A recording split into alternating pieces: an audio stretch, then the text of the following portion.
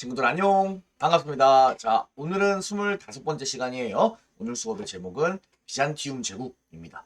자, 그래서 비잔티움 제국이라고 하는 나라에 대해서 공부를 해볼 거고요. 비잔티움 제국의 수도였던 콘스탄티노폴리스, 비잔티움 제국의 전성기를 이끌었던 유스티니아누스 황제, 그리고 유스티니아누스 황제가 만들었던 성소피아 성당, 그리고 비잔티움 제국 사람들이 믿었던 정교회 라고 하는 것들이 이번 수업의 키워드가 될 것 같습니다. 좋습니다. 자, 우리가 로마 정말 지긋지긋하게 나오죠, 그죠? 자, 로마가 동서로 분리가 됐습니다. 그 중에 우리가 서쪽 이야기는 정말 많이 했어요. 오늘은 동쪽 이야기를 해보도록 하겠습니다.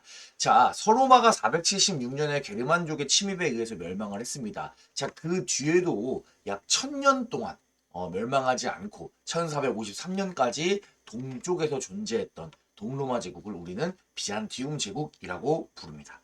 자, 이 비잔티움 제국의 발전과 문화에 대해서 알아볼 건데요. 자, 비잔티움 제국이라고 우리가 흔히들 이야기를 하지만 사실 비잔티움 제국 사람들은 스스로를 비잔티움 제국 사람이라고 생각하지 않았습니다. 무슨 말이냐? 사실 비잔티움 제국은 후대의 사람들이 뒤에 붙여준 이름이에요. 원래 비잔티움 제국 사람들은 로마가 이렇게 거대했는데 그냥 이쪽 서쪽 동네에 무슨 일이 생긴 거예요. 그래서 여기는 잠깐 우리가 잃어버린 거고 여기에서 우리는 그냥 로마로 쭉 살았다. 그래서 자기들 스스로를 그냥 로마라고 생각을 했어요. 그런데 문제가 이렇게 되면 우리가 뒤에 역사를 연구하는 데 있어서 옛날에 있던 로마 있잖아요. 그라쿠스 형제도 나오고 뭐 카이사르 옥타비아누스 이런 얘기들 나오는 로마랑 이 뒤에 1000년 넘게 지속된 동로마 제국이랑 구별하기가 어렵잖아요. 그죠? 그래서 우리가 그러면은 얘네를 다른 이름으로 불러주자. 그럼 뭐라고 부를까 하다가 이제 비잔티움 제국의 수도를 우리가 콘스탄티노플리스 다른 이름으로는 비잔티움이라고 불러요. 이 수도의 이름을 따서 그러면은 비잔티움 제국이로 부르자라고 해서 이제 우리가 비잔티움 제국이라고 편의상 부르는 겁니다. 그 정도는 알아두고 갔으면 좋겠습니다. 자, 그래서 비잔티움 제국의 첫 번째 키워드, 나라 이름도 수도에서 따올 정도면은 얼마나 그 비잔티움 제국의 수도가 굉장한 도시였겠습니까? 비잔티움 제국의 수도였던 콘스탄티노폴리스 먼저 시작하도록 하겠습니다. 사실 처음 들어보는 도시는 아니죠. 우리가 옛날에 로마 공부를 할 때 로마의 황제 중에 한 명이었던 콘스탄티누스 대제가 로마에서 콘스탄티노폴리스로 수도를 천도한다. 뭐 이런 것들 우리가 공부를 한 바 있을 겁니다. 자, 이 콘스탄티노폴리스 위치 먼저 살펴보도록 하겠습니다. 콘스탄티노폴리스의 다른 이름이 비잔티움이에요. 같은 뜻이라고 생각하면 됩니다. 자, 콘스탄티노폴리스는 여기 딱 있어요. 이 지도로 봐서는 여러분들이 여기 이 바다랑 이 지중해 흑해가 연결되어 있는지 잘 모르겠지만 보면은 이렇게 바다가 물이 통할 수 있게 약간 연결되어 있어요. 이 잘라져 있는 물길 중에서 이쪽 유럽 쪽에 붙어 있는 곳이 콘스탄티노폴리스가 되겠습니다. 그래서 이렇게 보면은 여기 이렇게 툭 코뿔 쏘뿔처럼 튀어나와 있는 지점이 콘스탄티노폴리스가 되겠습니다. 자, 위치가 위치다 보니까 어때요? 무슨 특징이겠어요? 자, 삼면이 다 물로 뒤덮여 있습니다. 공격하는 입장에서 공격하기가 쉬워요, 어려워요? 어렵겠죠. 자, 그래서 콘스탄티노폴리스 같은 경우엔 옛날부터 굉장히 방어에 유리한 도시로 유명을 했습니다. 콘스탄티노폴리스를 그렸던 그림들을 보면은 뭐 사방에 다 성으로 둘러싸여 있는 것처럼 그려져 있고요. 그죠? 굉장히 딱 보기에도 방어하기가 쉬웠던 그런 모습. 유일하게 좀 손쉽게 쳐들어올 수 있는 곳이 이쪽 육로로 연결된 지역인데 여기 역시 거대한 성벽을 쌓는다면은 쉽게 뚫기가 만만하진 않을 겁니다. 자, 콘스탄티노폴리스에 있는 이 성벽 뭐라고 부르냐? 테오도시우스 성벽이라고 부르는 성벽인데요. 굉장히 유명한 성벽입니다. 딱 보기에도 굉장히 강력해 보이죠. 자, 테오도시우스 성벽을 옆에서 볼게요. 여러분들이 만약에 공격하는 입장으로 치면은 이 테오도시우스 성벽을 뚫으려고 가면은 제일 먼저 만나는 것은 해자입니다. 자, 해자는 뭐냐? 그 성 주변을 파고서 그 앞을 물로 채운 거예요.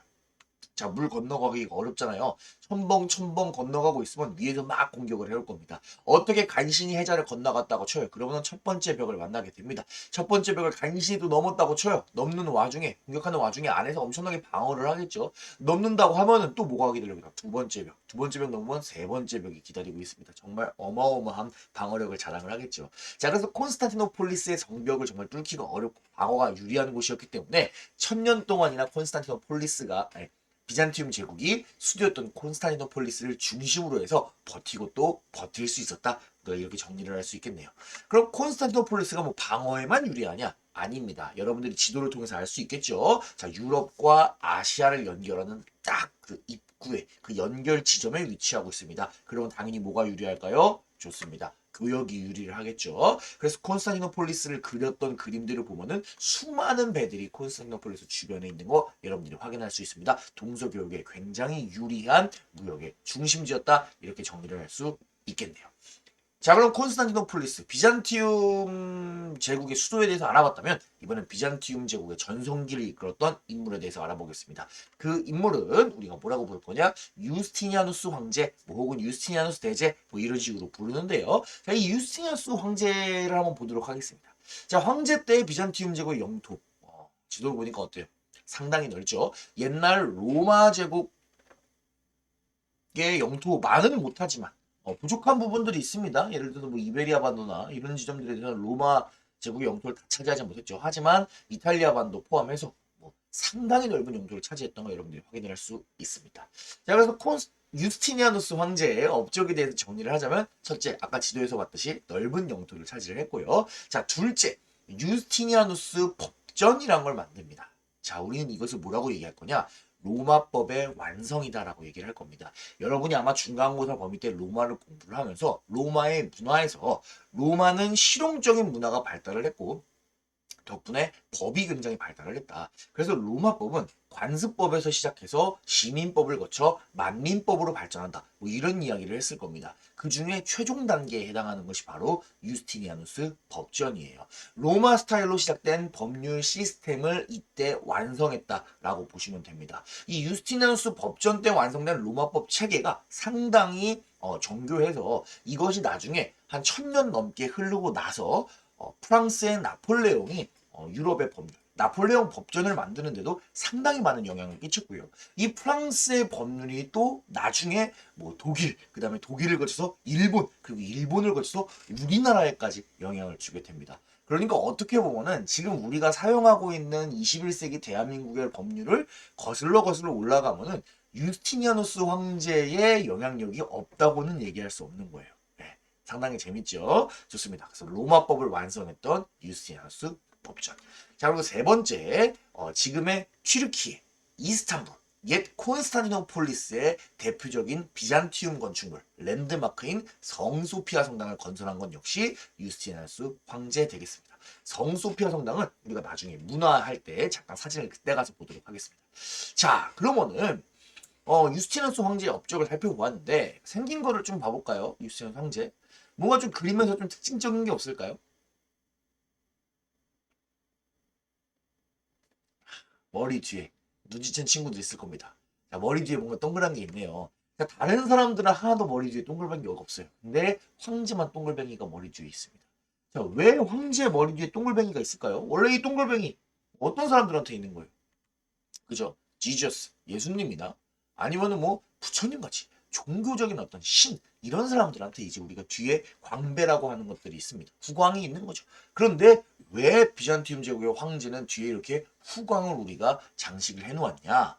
왜냐하면 이것은 비잔티움 제국의 특징 때문에 그렇습니다. 비잔티움 제국에서는 황제가 정치나 군사 같은 부분뿐만 아니라 어떤 권한도 갖고 있다? 종교적인 권한 역시 갖고 있었습니다. 비잔티움 제국에도 교회 이런 것들이 많을 거 아니에요. 그런데 그 교회의 우두머리보다 황제의 힘이 더 강했어요. 그래서 황제의 영향력이 교회에 강하게 미쳤다. 황제가 종교적인 권한도 갖고 있었다. 우리가 이렇게 정리를 할 수 있겠어요. 자, 우리가 지난번에 공부했던 서유럽 사회와는 매우 다르죠. 서유럽 사회 같은 경우에는 통일된 정치 권력이 굉장히 약했어요. 그러다 보니까 황제랑 교황이 속칭 맞짱을 뜨더라도 누가 이겼죠? 교황이 이겼습니다. 카노사의 굴욕 이런 거 여러분들이 기억났을 겁니다. 하지만 동유럽에서 비잔티움 제국에서는 상황이 달랐다는 거예요. 누가 황제가 종교적 권한 역시 갖고 있습니다. 자, 그러다 보니까 황제가 종교적인 내용에 개입했을 때 발생했던 아주 중요한 종교사적인 사건이 비잔티움 제국에서 발생을 하는데요. 그 내용을 한번 여러분들이 공부를 해보도록 하겠습니다.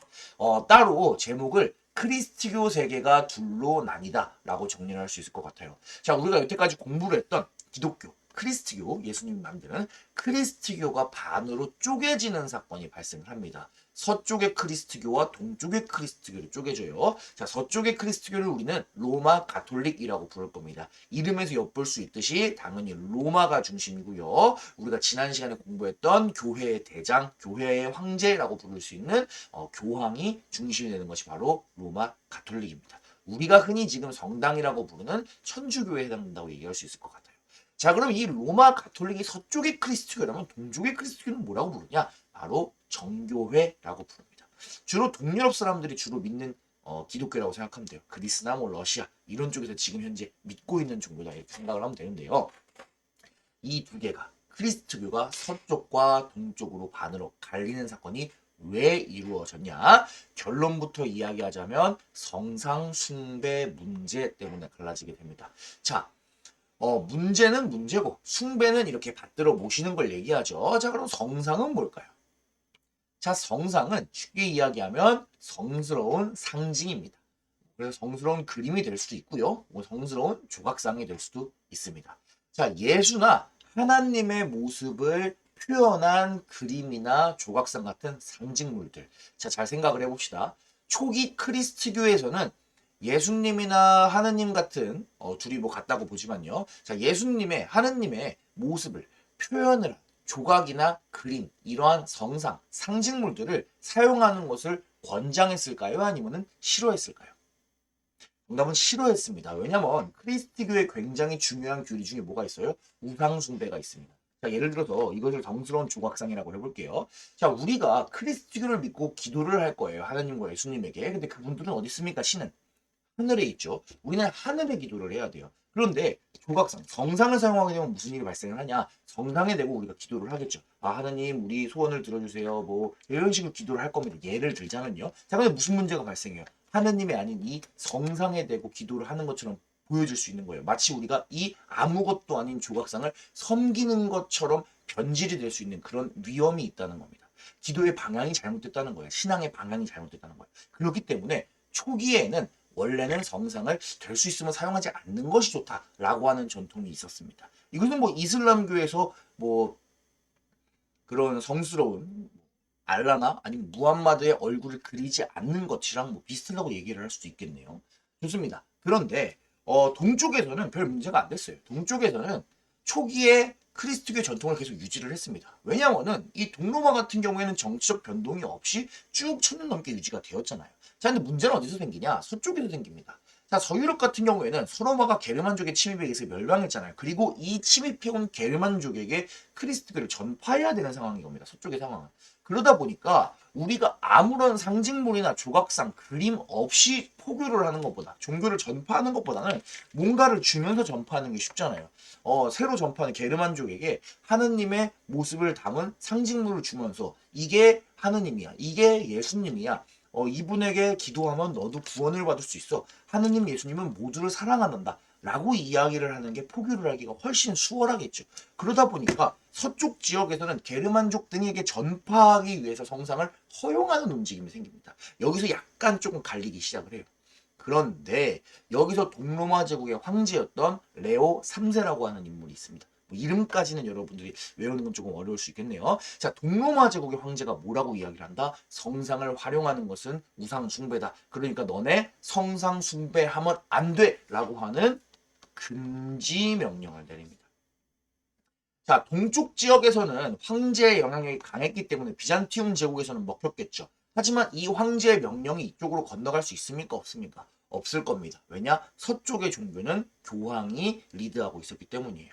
결국에 서쪽 지역에서는 이 성상 숭배 금지를 받아들이지 않고요. 여기서부터 대립이 시작됩니다. 그래서 여기서부터 차곡차곡 쌓여온 대립이 결국에는 회복되지 못하게 되고요. 나중에 시간이 흘러서 어떻게 된다? 아예 크리스트교가 반으로 쪼개지게 되는 겁니다. 자, 명심해야 될 게 있어요. 둘 다 크리스트교의 한 종류입니다. 다만 크리스트교가 반으로 두 개의 교단으로 나누어졌을 뿐이에요.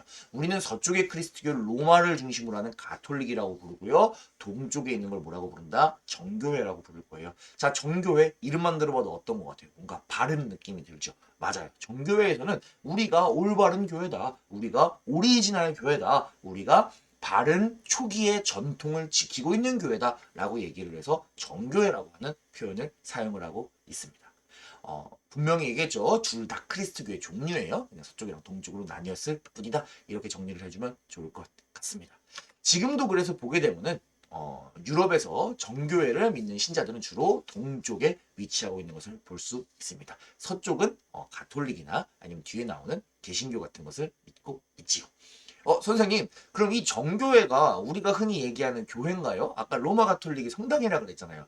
아, 그건 또 아닙니다, 사실. 우리가 흔히 교회라고 이야기하는, 우리나라에 많이 있죠, 그 교회. 우리가 흔히 교회라고 부르는 건 개신교라고 표현을 하는데요. 이 개신교는 나중에 로마 가톨릭에서 따로 띄어져 나와요. 따로 또 떨어져 나오는데, 이거는 우리가 종교개혁이라고 하는 부르는 사건이고요. 우리가 조금 더 뒤에, 한 3, 4시간쯤 뒤에 따로 공부를 한번 해보도록 하겠습니다. 그래서 오늘은 개신교, 교회는 까먹어도 좋고요. 오늘은 그리스도교가 처음에 서로 서쪽과 동쪽, 로마 가톨릭과 정교회로 분리가 되었다. 왜 분리가 되었다? 황제가 성상숭배 금지 명령을 내림으로써. 그럼 황제가 왜 종교적인 명령을 내리냐? 비잔티움 제국에서는 황제가 종교적인 권한도 갖고 있었기 때문이다. 이렇게 정리를 해주시면 되겠습니다. 자, 이렇게 잘 나가던 비잔티움 제국은 어떻게 멸망을 하게 됐냐? 시간이 지나면서 비잔티움 제국의 귀족이나 교회가 넓은 토지를 소유하게 됩니다. 어떤 나라나 비슷하죠. 그러다 보니까 비잔티움 제국의 경제를 떠받치고 있던 농민들이 몰락을 하게 됩니다. 나라의 힘은 약해지고요. 이 틈을 타서 이슬람 세력이었던 오스만 제국이 쳐들어오게 되면서 결국에 1453년에 긴 비잔티움 제국의 역사는 끝이 나게 됩니다. 자, 오스만 제국 같은 경우에는 우리가 나중에 오스만 제국만 따로 1시간 정도 공부할 시간이 있을 거예요. 그러니까 오늘은 그냥 이슬람 세력이다 이렇게 여러분들이 그냥 생각을 해주시면 좋을 것 같습니다.